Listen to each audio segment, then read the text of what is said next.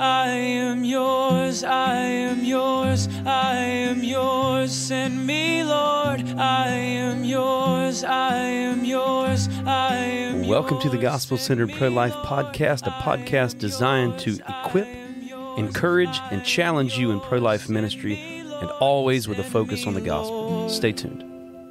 I felt your passion, I've touched your heart. Use me, Lord, use me, Lord. Welcome back to the Gospel-Centered Pro-Life Podcast. Appreciate you guys joining us. I'm Daniel Parks, West Coast Regional Shepherd for Love Life, and I'm joined, as always, by Vicki Cassiorg. Hey, everyone.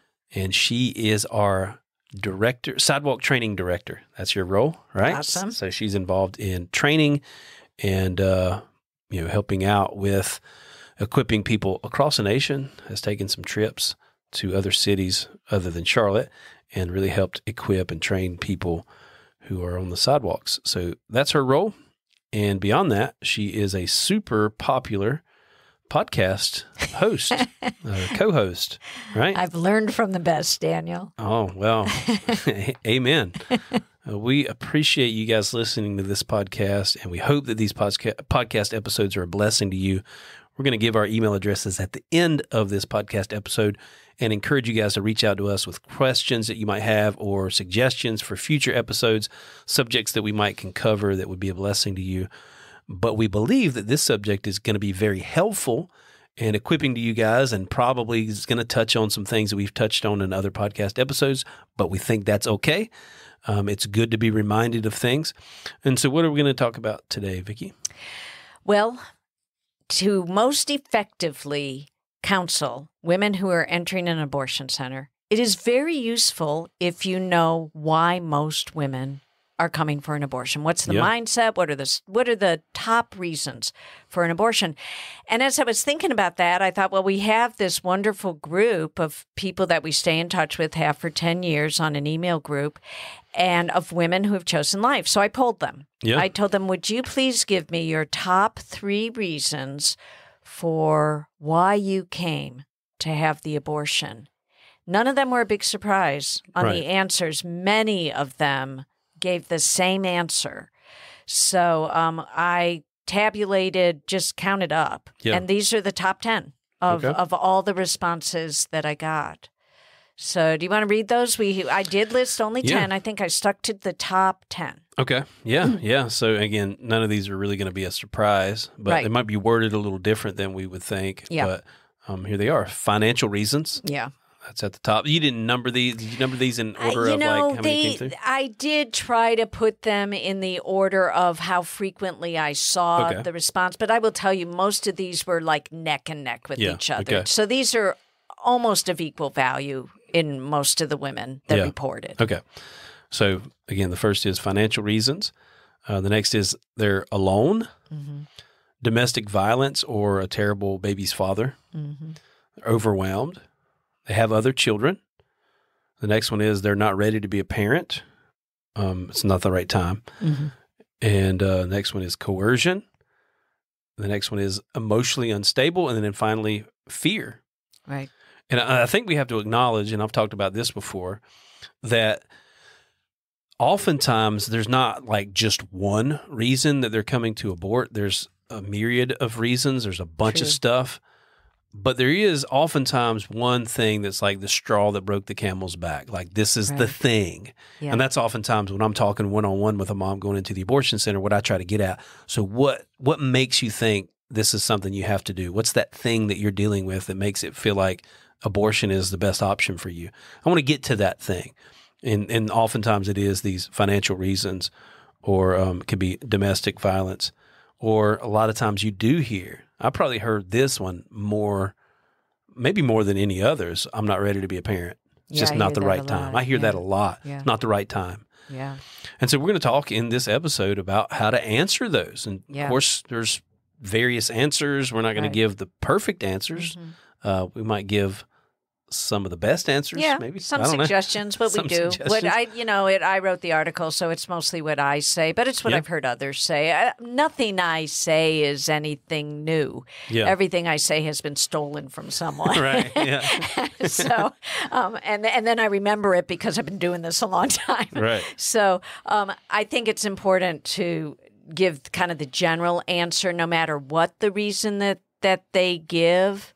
Never neglect the gospel. Yeah, That's the absolutely. first thing. And I don't know if you face this, Daniel, but I have heard so many people ask me, what if they don't believe in God? Right. Should you, then how do you answer without mentioning God? And I say, I don't. Yeah. I mean, we did an always episode about that.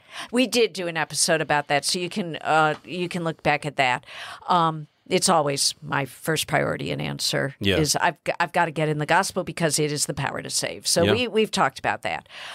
Nearly every situation that was listed in their top 10 is the ultimate result of disobedience to God's will. Nearly every one. Not all of them. Being coerced is not necessarily that they're out of God's will. Right. Depending on if they're in an abusive relationship and they're not married to the guy and they had all kinds of red flags, yeah, there's probably some sin involved in Right. that. But so, the only real answer to any of these is to submit to the Lord in all things Right. in our life, and He will bring the path to healing. And then I would say the second top thing to remember is abortion is never the answer. Yeah. No Yeah. matter what they list as their top reasons, Yeah. never is abortion the answer. Yeah. I think we always have to come back in our minds to the fact that abortion is child killing. Like that's what it is. And you can always exchange in your mind the unborn child with a 2-year-old, right? Right. And so it just helps you to bring back, because I'm telling you, there are situations you get in and you're hearing her struggles and the things that are going on, especially these domestic abuse situations.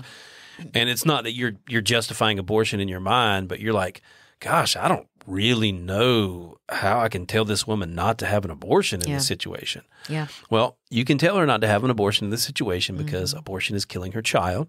And though she has an unborn baby in her womb, if she had a 2-year-old and she was sharing with you the same scenario, you wouldn't be toying with the idea that it'd be okay for her to slit her 2-year-old's throat, right? Of course not. Yeah. Now, again, you guys aren't going there in your minds, but there's a lot to these scenarios and to these stories, and we have to remind ourselves of the things that we need to remind these moms of, right?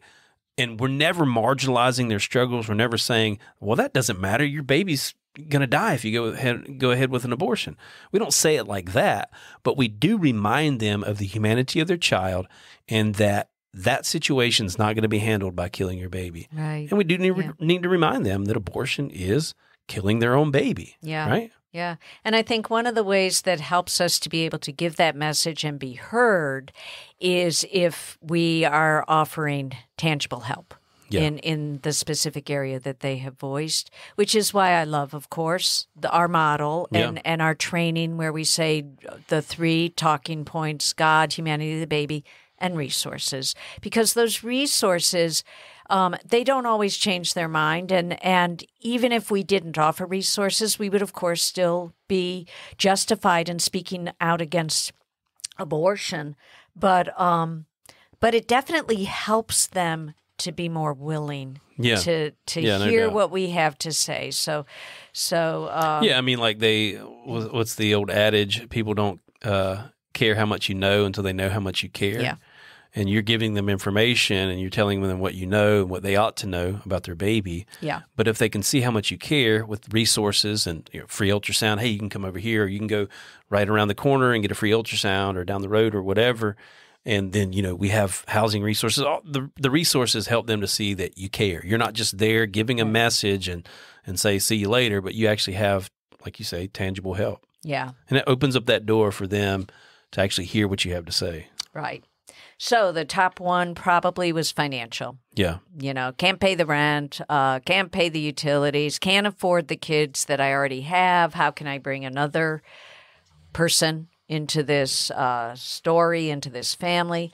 The mother has limited income, the father has limited income, whatever. There's no one to help them. Yeah. And they're broke.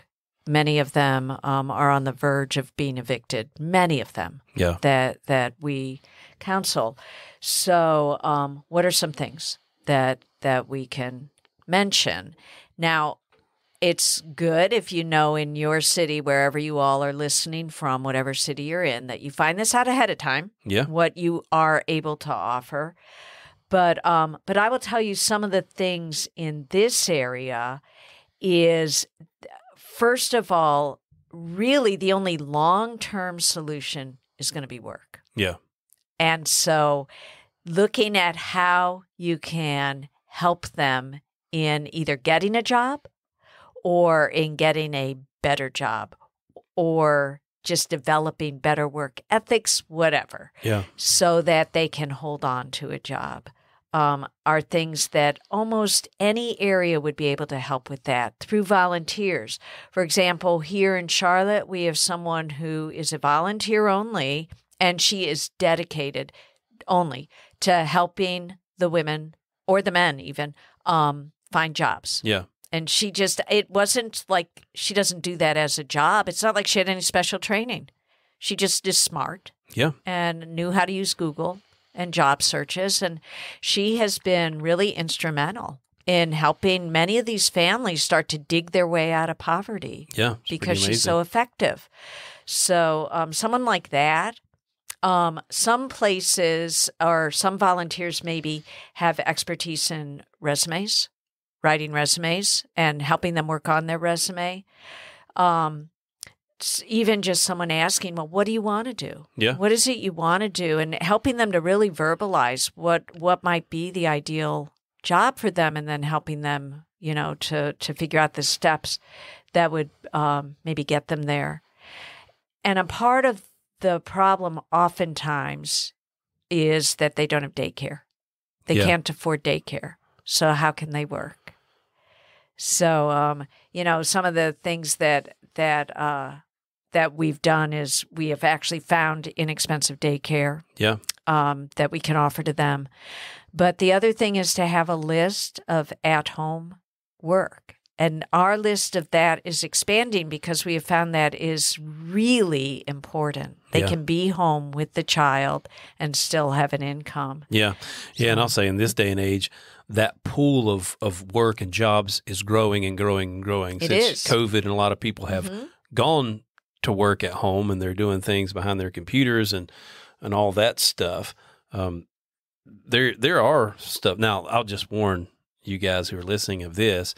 There are some work-at-home scam things that are out there. Yeah, there are. You have to be careful for. Yeah. But for the most part, of course, if it's a reputable company and there's some kind of prior connection, somebody that works at that job or whatever, you can rest assured that that's legit. And again, there's a lot of stuff out there that's work from home. Yeah. And it's really a blessing. Another thing I'll mention, and something we've done here locally, is actually asking churches that have daycares within their church, asking them, will they give scholarships? Will they give, vouchers for moms that choose life or whatever you want to call it, for their babies or for their existing children? Mm-hmm. And we've had them do that, right? Yeah, and I think you guys, probably the low-hanging fruit on that would be if you have House of Refuge churches in your city, to be talking to them about that. If you have House of Refuge churches that have daycares, talking to them about that. Would they offer a scholarship to a mom that chose life so that her child could be in the daycare and so that she can work? Because it's a reality that many of these women face. So. I also want to say that in all of these top reasons, they are always a springboard into the gospel. You can always use them. For example, most of the women are not married. Yeah. And so they're single moms, which is hard. That is a very difficult situation they're in. And with careful attention to the proper timing for this message, talking to them about if they followed God's commandment about sexual intimacy only with your husband once you're married, would they be in this predicament? And helping them to recognize, well, it doesn't take much to help them to recognize, no, they wouldn't be. Yeah. And then talking about not to punish them. It's not to say, so look at how you screwed up, right. But to say, well, here you are contemplating abortion, taking your child's life. So again, wandering even further from God's plan. But you see what happens when you wandered from God's plan in the first place. That's what brought you here. Yeah. Maybe it's time to start doing things God's way. Yeah. And then that can lead into a gospel discussion. Yeah, absolutely. Again, Yeah. you're not trying to, you're not chiding them. You're Right. not lecturing them. Right. But you are springboarding off the evident situation right in front of you to show them that God's ways are the best ways. Yeah. And I think that is an opportunity to Yeah. share that. Yeah, it is. So the second one that I hear a lot is I'm all alone. Yeah. I'm all alone in this. The families have kicked him out. The boyfriend has threatened to leave them. All the friends are advising abortion, Yeah. and they just feel all alone. Yeah. Yeah. And that's a So- tough place to be, especially It when you're a is. pregnant single mom, right? And usually young, Yeah. Yeah. where friends are super important. Yeah, yeah, and then that's why I think really this the Love Life Mentorship Program is vital, is important. The involvement of local churches in the lives of these women is very important, and I'm glad that we have that program because it is an opportunity for most of the time an older lady to take that young lady under her wing and just be a friend to her, Right. so that she's not alone. And we've seen that play out in scenarios here in Charlotte and across the nation. We've seen it play out. And it's discipleship, it's relationship building, and it takes away that loneliness. I mean, oftentimes on the microphone or one-on-one or calling out across the parking lot or whatever, I will mention the mentorship program. Basically, we have people that will walk alongside you. You won't be alone through this pregnancy. I'll say they'll walk alongside you through your pregnancy and beyond. Yeah. You bring up a good point. I'm glad you mentioned that because it made me think it is good to say things like, maybe you are struggling with feeling all alone. So we now know what the top 10, at least in my small informal study, was. Yeah. And being able to bring those up as you speak to the women, even before they have told Sure. you what their issues are, because that might be what's going to bring them over to talk to you in the first place. Yeah. So, yeah. Yeah. I think talking about the next one, maybe where we'll spend a lot of the rest of the time in this podcast, and we'll try to touch on the others. Yeah. But it's a heavy situation and pretty difficult to deal with, and that's situations of domestic violence. And of course, that includes, it could include a lot of people, but most of the time it includes the father of the baby. Right. And she doesn't want to, one of the things I've heard, and I know you've heard too, not only is he a jerk, not only is he abusive, but having his child is going to have her connected to him for the rest of her life, seemingly, right? Yeah. For at least the next 18 years. Yeah. And so that's a heavy thing, It especially is. when some of these situations, like these guys have been very abusive, and Mm-hmm. and we've even seen some of these guys end up in jail because of that stuff.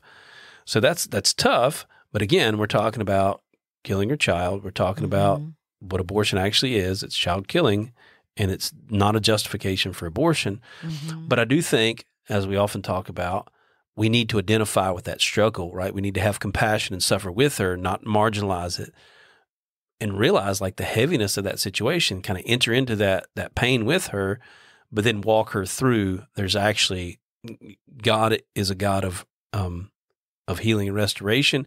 God is a God who will watch over you if you'll walk with him. And so walking with them through this, and of course, there's a lot of ways we can do that. The mom who mentioned this is one of our favorite moms. Mm-hmm. They're all favorites. We love them all, but Izzy, I'm sure she wouldn't mind me mentioning her name, and she has really, really struggled with this. But her testimony and what she overcame is powerful, Yeah. and is I think, an important thing to remember when counseling someone who is in a difficult situation with the baby's father, that there are people who have dealt with that and have come through to the other side, and they will tell you it was really hard, but that having that child was still worth every moment of pain.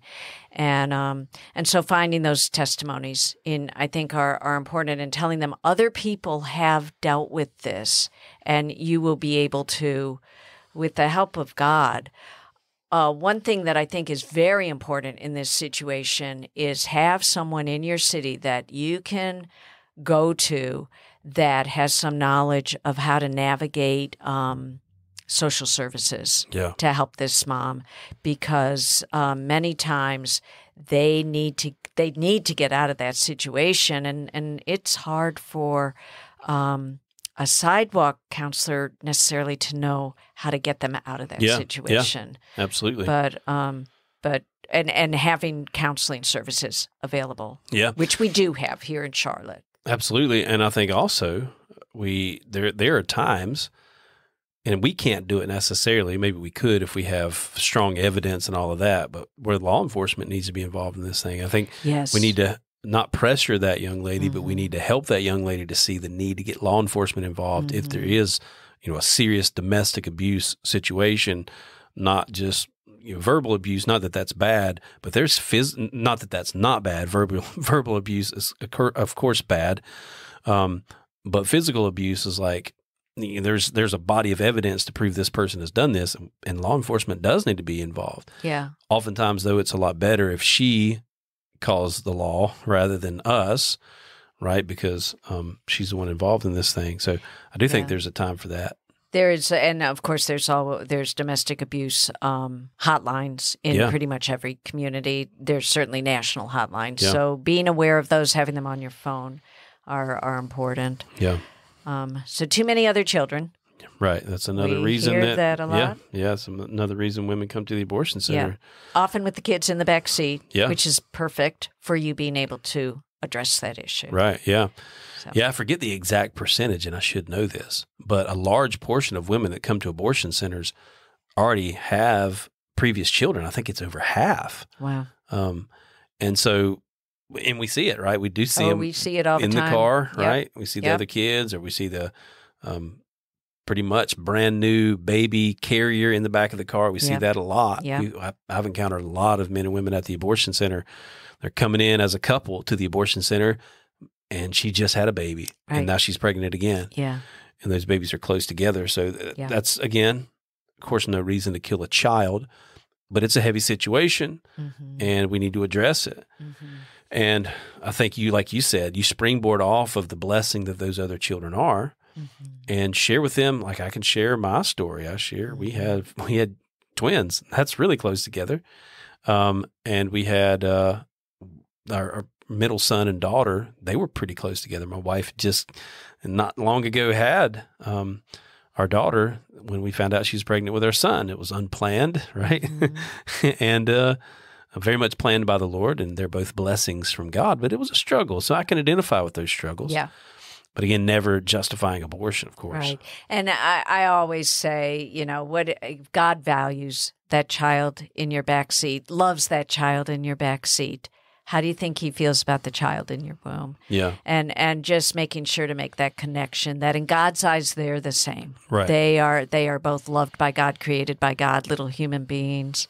So, so that one, you will see it. Yeah. And bringing God's word to mind is always fruitful. Yeah, Absolutely. absolutely. Knowing the verses that talk about children are a reward. That was in my study today. Children are a gift from the Lord. Blessed is he whose quiver is full. Yeah. So knowing those verses can help them to remind them God loves babies. Yeah. God is sending them to you to be a blessing. How I will also counter that sometimes is you know the love of a child. I assume you love those children in your back seat, and do you know what's going to happen to that child in your womb? Instead of going home with you in your baby carrier or in your car seat, that child is going to be dumped into a medical waste bag and incinerated tonight. Is that what you want to happen to one of your own children? That's pretty heavy. But again, I just think the truth sometimes is really, really important, especially as the conversation progresses. Yeah, absolutely. So, So the next one was not ready to be a parent. It's not the right time. Right. Yeah. And again, I can identify with that. I was a father in high school, and my wife can identify with that. She was a mom in high school. Yeah. And I can share that story. I think it is helpful if you have a story, or if you know someone that was in that situation, maybe a friend, family member, your sister, whatever the situation might be. It's good to identify with that or share a story that identifies with that. But the reality is, and I think you have it in the article, the response is well, you're not ready to be a parent, you're already a parent. Exactly. Helping them to understand you already carry your son and daughter, Right. your son or daughter inside of your womb. You're already a mother, sir. You're already a father. Like Right. this has already happened. Yep. And helping them to understand that. And I think helping them to understand that in such a way where they come to terms with it, right? And so I will use the terms son and daughter, Right. right? You're carrying your son or your daughter inside of your womb. A member of your family. A I member will of your add to family. that. Yep. Yeah. Yeah. Yeah. And then, of course, bringing God into the equation. God has entrusted you with this baby. He definitely thought you were ready. And though I don't think we're ever ready, I mean, I've said that before. Sometimes I try to lighten the mood a little bit and say, are we ever ready for a kid? Or like, There's no perfect time. Right. There's no perfect time. Right. No better time than right now, right? Yep. And just helping them to trust the Lord, helping them to see the truth that they're carrying a baby. So humanity, the baby, and then bring God into the equation. What God says, He's going to provide. God is your present help in time of need if you'll trust Him. Right. And it really is an issue of trust. And I think reiterating that it's an issue. Will you trust the Lord? It's not time in your estimation, but God's time is not always our time. Yeah, I love what I've heard you say many times also, that that baby can never be replaced. There's no one like that baby. Yeah. That baby is uniquely made. I will use that a lot now because I really like it, because they think, well, we'll just get rid of this baby. Really what they're saying, we'll just get rid of this baby and down the road when we're ready, Yeah. then we'll have a baby. Well, yeah. That's a different baby. Yeah. This baby right now is here and is really important and special and cannot be replaced. Yeah. So I think that's an important point to make. Yeah. Coercion. Oh, man, I am fresh off of a very distressing coercion case where it was a young lady, an 18-year-old, who was defying her mom, got kicked out. And then I don't know how it's going to end. We haven't heard from her, and I think that the coercion became too powerful. Wow. Coercion, especially of a young person, is very serious and very hard to deal with because that young person living with their parents they love their parents usually. They aren't ready to be out on their own. They don't know what to do. And it is, I think, gives such an impossible message for them to absorb that their own parents are forcing them to do something that the younger person knows in her heart is immoral and wrong. Yeah. Such a hard situation. Absolutely. So I always tell them it's illegal. Yeah. Coercion is illegal. I always tell them all you have to do is cry out for help. Yeah. And the police will come or we will help you. And that's what we did with this young lady. We immediately found her a place to stay. That's important. If they're being coerced, almost always the threat is they will lose their home or lose the relationship. Yeah. So having those resources ready and available and knowing what they are. Yeah, I think so. Yeah. So, very sad. Emotionally unstable.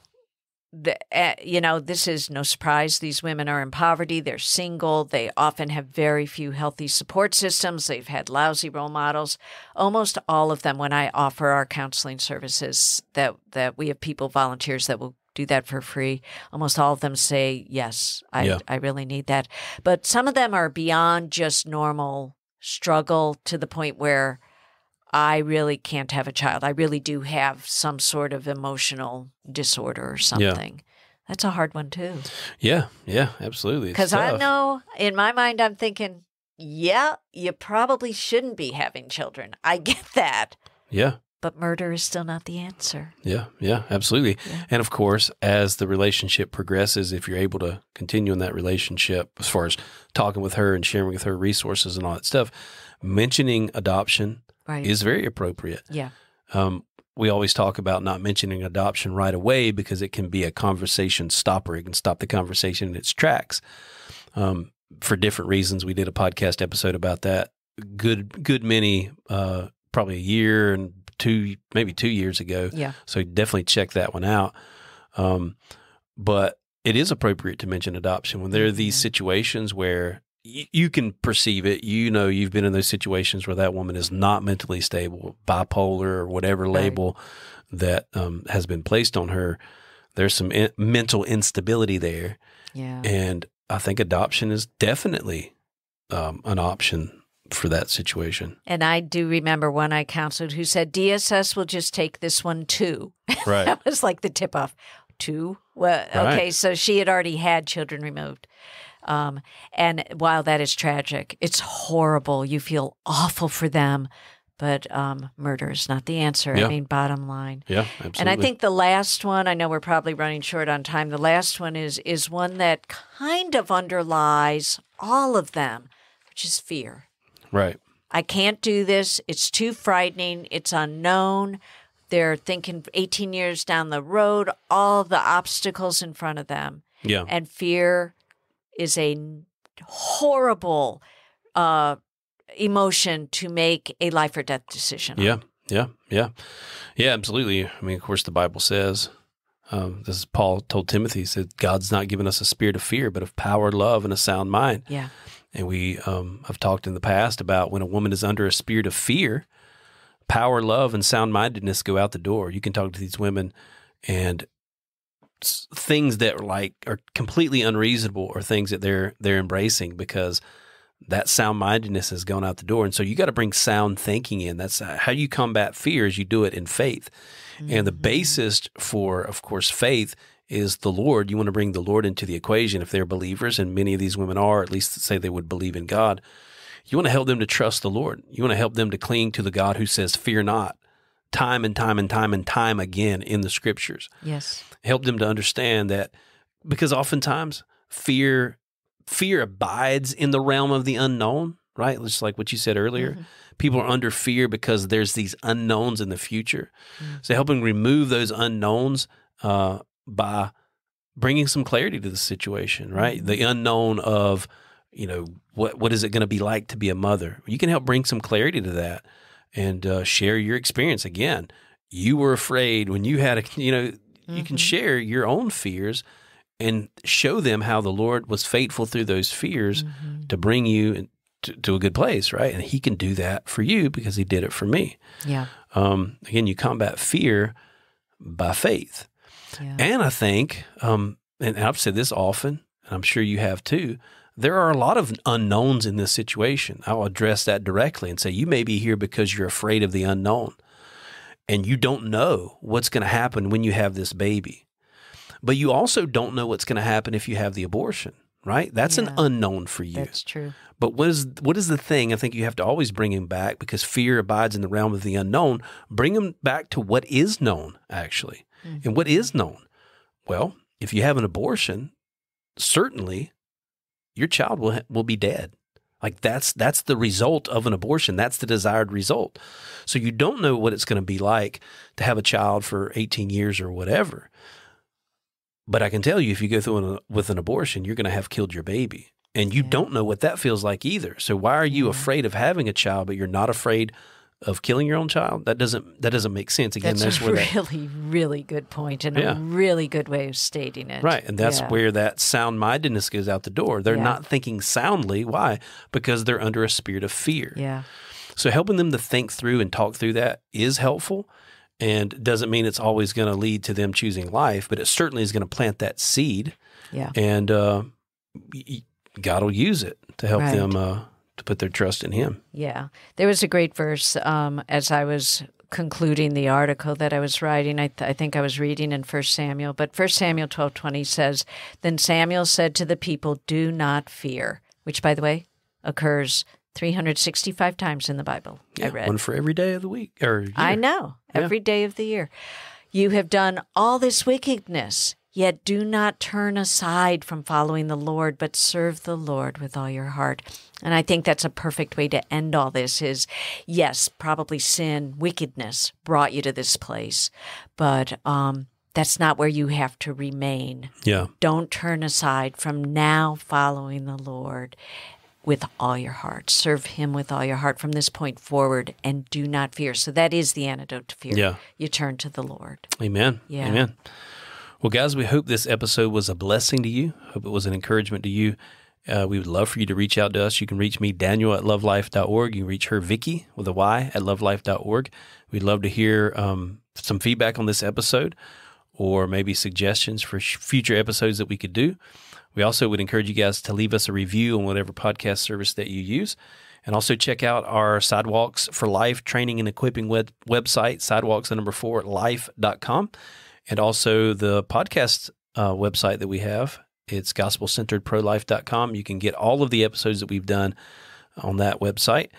And until next time, God bless. God bless you all. Give me an outlet for love.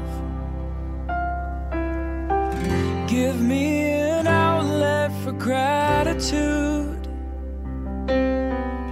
I know it will cost me my life, but nothing's too precious since I met you.